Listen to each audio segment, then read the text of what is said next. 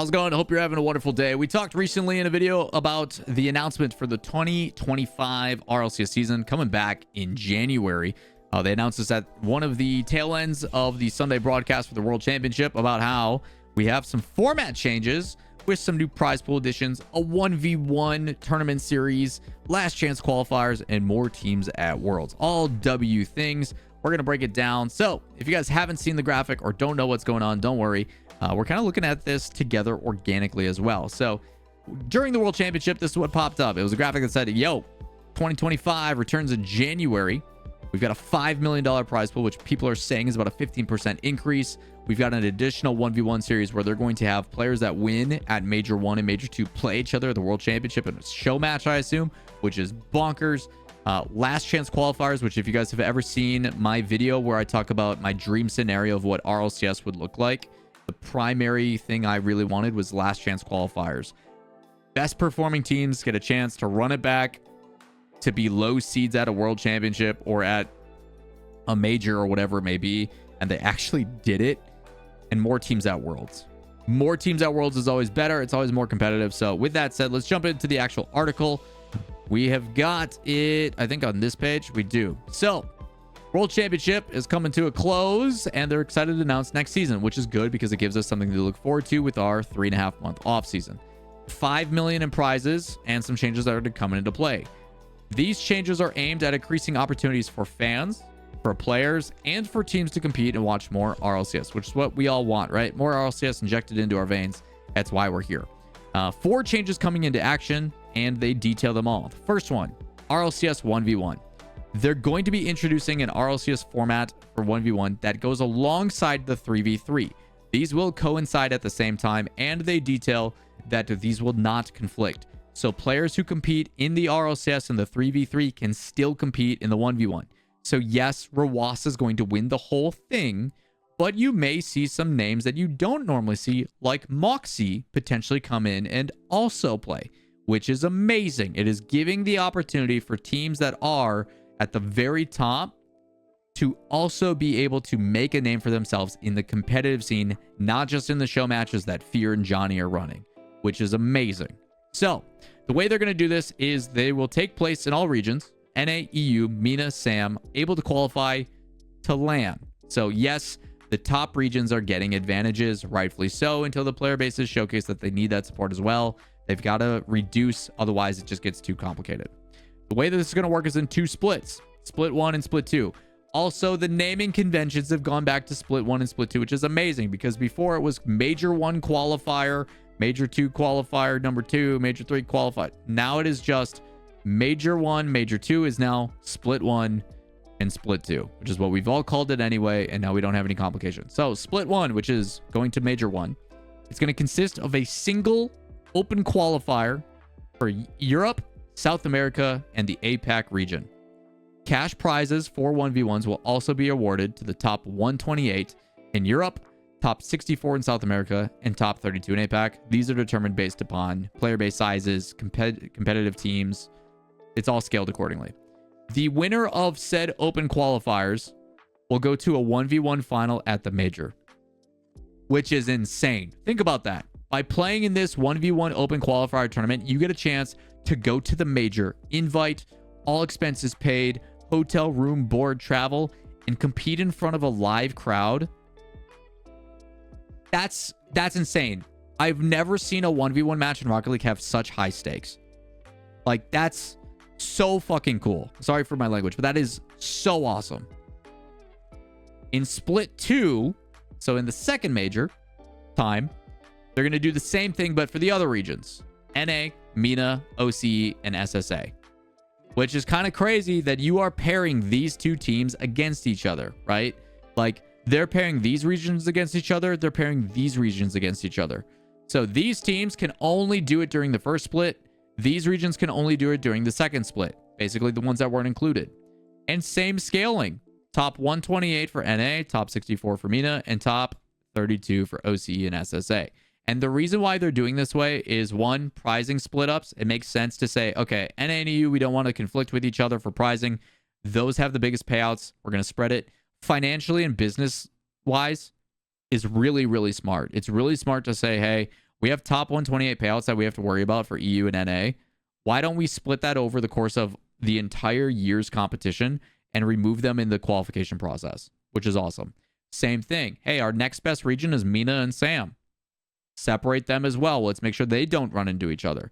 And then OC, SSA, and APAC, same situation. Top 32 payouts, we'll separate them too. So again, the attention to detail, you can really see the difference in some of the endemic people that they're bringing in as contractors to help kind of organize this stuff really come to fruition. Shout out to the competitive team, Lumen and Cliff and Paul and all the guys over there doing a really good job of kind of focusing on both the excitement of the announcement, but also the logistics of what makes this stuff possible.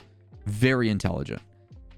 With that said, Split 2, gonna go compete at Major 2. Another 1v1 final. Now, what is bonkers is the winner of Split 1 at Major 1 and the winner of Split 2 at Major 2 will play each other at the World Championship. Which, like, I don't want that smoke. I don't want that level of pressure because it's different when you have two teammates and a coach behind you. Now it is just you, mano a mano, one-on-one in front of that crowd. It is going to be insane. Absolutely insane. And I don't know what the format's going to be. I don't know what they're going to do. Is it a best of 7? Is it a best of 5? Is it a best of 3? Is it a best of 1? I don't know what kind of chaos they're going to do around this. That's the stuff we don't know that I'm excited to find out. I want to know what the format specifically is leading into those events. Because if it's just a straight best of 7 on LAN, no warm-ups, no practice, like, I don't want that pressure. I don't need it. I'm good. As an individual, like, I can tell you guys as a commentator, the most stressful time is when you are in an isolated segment with no casters to pass off of. You're on an island. Hey, you're doing a solo segment. You got a monologue for 3, 5, 10 minutes. It's on you. Most intimidating thing. It's different when there's hundreds of thousands of dollars on the line, potentially, and you're in front of that crowd. It's going to be awesome. It is going to be amazing. That person's going to go down in history. My favorites, obviously, are like Rawas and stuff. Maybe we see some people come out of the woodwork, like a Fairy Peak or something. Again, possibilities are going to be sick. It's going to be really, really cool. So, like I said, Major 1 final will play the Major 2 final winner. Tournament scheduling is going to allow for these two things not to conflict. You will not see people who play in 3v3 unable to compete in the 1v1, which is amazing. That's why I keep talking about Rawas. More than one player from an organization can also enter and play against each other. So maybe we see two players like Daniel and Beast Mode facing off each other in the Major 2 1v1 final. And they now have to be competitors despite playing in the 3v3 later that day. Also super cool. Again, a lot of opportunity. I really hope they bring in Johnny Boy and Fear and others in the 1v1 space to cover these matches, which could be a really cool opportunity for Fear. And he's putting the work. Could be dope. Yeah. There was people like Scrub Killer who said they could do this. He's also, as Randy's talking about in chat, shout out to Randy, that playing in the 1v1 in Gamers 8 is more stressful than an RLCS final. Rightfully so. And they're doing that without the crowd that we've seen at these World Championships. It's going to be a moment for sure. Now, that's 1v1. Let's talk about the next thing. Last chance open qualifiers, which I'm a big fan of. I love these. They are implementing last chance qualifiers between Major 2 and the RLCS World Championship. So, for those that remember this season, we had the Split 1 Major, a little bit of a break, trade window, so on and forth. Split 2, qualifiers, Major, and then we had a long break of 80 days in between that and the World Championship. That is now being changed, and they are now doing last chance qualifiers between that time period. These are going to take place in the 4 strongest regions, which currently, in my opinion, NA, EU, MENA, and SAM. Rightfully so. I hope this continues to change if OCE keeps performing the way they do. I hope the way they determine the strongest regions each year is based upon the previous year's performances. I hope it scales that way, where they say the teams that perform the best at the events are the ones that get to do it. I hope that is the way that they do it from year on. That way, the region's performances matter like they did for the wild cards. So let's say, hey, MENA 2 didn't do anything because they didn't show up. Next year, OCE is actually going to get the spot over me. You know, something like that. I hope those last chance qualifiers scale accordingly based upon results. That way it is objective and you have reasons to play as a region, not just as an individual. I really miss that from the wild card. They say that these are going to be based on the average performance of each region's teams at the in-person events. So I should have just kept reading, but yes, that is the case. Based upon how your region performs, you are opening up the opportunity for you to have another team rep your region potentially. Similar how they did Oxygen coming into the World Championship this year, because EU performed the best at the majors. That is why they got the 5th invite after they couldn't find a solution for MENA number 2. It is also winner takes all. The one team that wins in that event is the one that gets to go. So one team from each of the 4 regions will qualify to the World Championship. Well, yes, there's last chance qualifiers. Yes, you're probably going to see like the best scenario I can paint, like I did in my ideal format video, is imagine that, okay, NA qualifies. They did a good job. They get a last chance qualifier. You would then see LG/RMC. You would see Shopify. You would see Dignitas and one other team compete for a chance to go to the major. They run a double elim type bracket. That player and that team gets a chance to go to Worlds. That competition is going to be bonkers. The viewership would be crazy. The stakes are incredible. And you are earning that spot as a last chance thing. I think it's an amazing addition. I'm so excited for that. I think it is actually better than the wild card scenario as well, because it still puts it within your region and there is still upset potential. Because in the past, the way they did wild card is they would say, hey, your region performed well enough to unlock additional spots, and we just take the next in line based upon overall RLCS points. What's different about this is now it's like you have unlocked a spot. You 4 teams are going to compete for a chance to make it right now, which is way better. While yes, it doesn't reward long-term consistency for entertainment purposes, it's going to be awesome. Huge fan of that. They're also expanding the RLCS World Championship, as they're stating. They're expanding it to 20 teams. Those 4 teams, like they said, are coming from the last chance qualifier for a chance to compete against the 4 lowest seeded qualified teams from the 4 lowest ranking regions. The reason why they are doing this is they want the teams that didn't even make the World Championship to play the worst performing teams. That way the top teams get an advantage. It is very advantageous for you to be a better performing team. We are going to reward you by making sure you don't have to play additional matches. You get further on in the bracket, which is how it should be done. Hypothetically, what you are now seeing is ranked 20 team. So say that's South America's number 3 team. They're going to play the best worst team from the qualifiers. So that's what? Team ranked 13th or whatever it is. Those two. So 13th seed is going to play 20th seed. 14th seed is going to play 19th seed. It is giving advantages to the teams at the top. It is also giving these teams that come in to prove that, hey, we are as good or if not better. This will create some separation from APAC and stuff again. You know, APAC's not going to come into the first round and get smacked by G2, but they are going to have a better chance. They are going to get good reps and a chance to potentially play upset and get a couple wins, which is a very good thing. This will also help out with game differential purposes. Again, it is going to be beneficial in some ways, but are they going to get as good of reps against the top teams? Likely not. I'm curious to see how this one will play out. 4 teams are going to progress to a play-in stage to play against the other top 12 teams of the World Championship. So they're going to take the bottom 4 teams. They're going to take the 4 open qualifier teams. They're going to play each other, and then they will join the other 12, which will then give us 16 into Swiss. Sounds about right. Now they have rankings, qualification, and open qualifiers. Another W thing that we all complained about. We talked about last season where when teams were playing, they had to go through open qualifiers. We saw teams like K-Corp not even make top 16 main event. And part of the reason why is because of how stressful and how much they have to lose in those events. To which I say, hey, you have to win your matches. You're supposed to be one of the best teams in the world. There's no excuses for that. At the same time, they're going to now put in an automatic buy for the top 8 performing teams.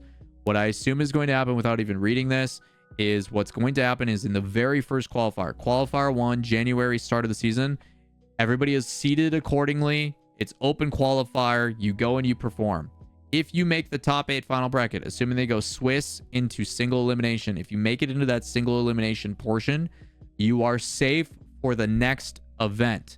Meaning if you have top 8 RLCS points, you automatically get a bid into the Swiss stage. You don't have to go through the double elimination process, and this is beneficial for a multitude of reasons. Number 1, less upsets. Number 2, the teams that are now ranked 9 and lower are getting a higher bid, which means that more teams that we don't know about are also moving up in the seeding, and that gives us the benefit. So they are literally recreating and doing what they did before, which is a fantastic thing. It is something that should have never went away. And the third and most important thing about it is it provides security for organizations. Organizations don't have to go through this open qualifier process. They can save money on production costs because they're already into the main event. But primarily, the amount of money that they're investing in their roster, they at least have a guaranteed bid into the main event, which is where all the viewership, all the entertainment, and everything is coming.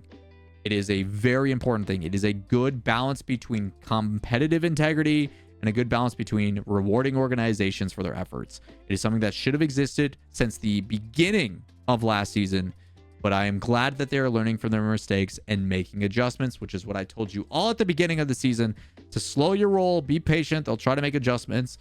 Again, some things that I agree should have never happened in the first place, but at least they're recognizing their mistakes and they're owning up to it. Okay. Now, with that in mind, it says they aim to reduce the amount of times that high-performing teams must re-enter the initial stages, i.e. K-Corp. And number 2, this is not going to include the last chance qualifier or the first open qualifier of each split. With that in mind, if we take a look at the schedule itself, actually, I think I got a better view of that. Here. Nice. This is the schedule. It should look very, very familiar to what you guys know. Starting in January, which you guys can't see. I got to zoom out. I can zoom out. It won't let me. I guess we do have to use this graphic. Very similar to last year. You guys should be able to see this. In January, we've got Open Qualifier 1. Mid-January, so every 2 weeks, Open Qualifier 2. 2 weeks, Open Qualifier 3. There's going to be the Regional 1 window, which is with those 3 regions, EU, MENA, or whatever it was, or South America, and then like OCE. They're going to compete in their qualifier. Whenever that gets to go, and they'll go play in the major. We have RLCS 1 Major. With the 3v3, we'll have the 1v1 final with those 3 teams. And then we have our transfer window. It's roughly a week and a half, 2 weeks for people to make their roster changes if they deem fit before we go into the final split. We then run qualifier 4, 5, and 6. During those qualifiers as well, teams are going to have, if they're top 8 RLCS points, an automatic bid. Same thing. The regions that didn't compete in the 1v1 are now going to do the 1v1 for a chance to go to the major.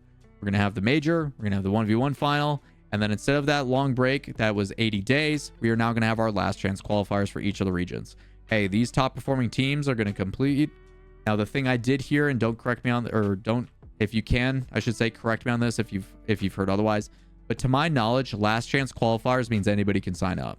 I don't know if you have to be a pre-existing RLCS team to do it, but I do think that this is completely open for everybody. Maybe Turbo's Cheeks wants to make a run. Maybe Rizzo, Turbo, and Alpha Cap somehow play upset because the big dogs are no longer in their way and they win the spot. I don't know if this is you have to be a pre-existing team or if you can be a newly formed team. I don't know the specifics of that, but I do think that it is open to everybody in that region. I think you just sign up and you compete in it. I don't know if you have to be pre-existing. I could be wrong on that. I assume the top dogs, like, say we do a recreation and, like, OG makes it in as a 4th seed. I assume LG, Shopify, Dignitas, Snowmen, so on and so forth are going to be the kind of the favorites going into this. Pirates on a Boat, which was Cloud9, Moist. All of those are going to be the ones that you're seeing fighting in that tournament, which is going to be super entertaining. We'll get the same thing for Europe. We'll get the same thing for South America, MENA, who we assume are going to be the best performing regions. But the only reason they have to do it here is because 1, the schedule allows for it, and 2, it is based upon who is the best performing in Major 1 and Major 2, which makes sense. All that happens, and then just like we saw this past weekend, sometime mid-September, we then have our World Championship and the 1v1 Grand Final show match, which is going to be insane. That is what we have for 2025. I'm sure they'll continue to make adjustments. I'm sure they're going to continue to do changes here and there throughout the season. It seems like they're very open to making adjustments mid-tournament, which is what we want. So, those are the things that we know. The things that I'm going to continue to update you guys on and keep you guys paying attention to is when we find out specifics. What is the format? What are the matches? Are they best of 3s, best of 5s for 1v1s? Any of those types of changes and anything else. But for an early look at 2025, to know that we already have the schedule, we already have the format, we already have all those things is great. Are they going to do the exact same thing as what they did this year with Swiss into single elim? I would assume so. I think they are trying to make things consistent, but things are always subject to change. So if we hear anything new, I will let you know. And if you want to make sure you don't miss out on it, hit like, it helps me out greatly. Subscribe to the channel, turn on notifications so you don't miss out on that stuff. This offseason, we got a lot of roster change things to keep you guys up to date. I've got some big announcements coming here as well. But yeah, pretty cool stuff. Very happy about this one. First time looking at this in detail. And I'm a big fan of a lot of these changes. I'm very excited to see these improvements. So with that in mind, any questions, let me know. Your own opinions down below. I'm curious to hear what you guys think. But that's going to do it for this video. We'll see you in the next one. Like, subscribe, notifications, like I said. Peace.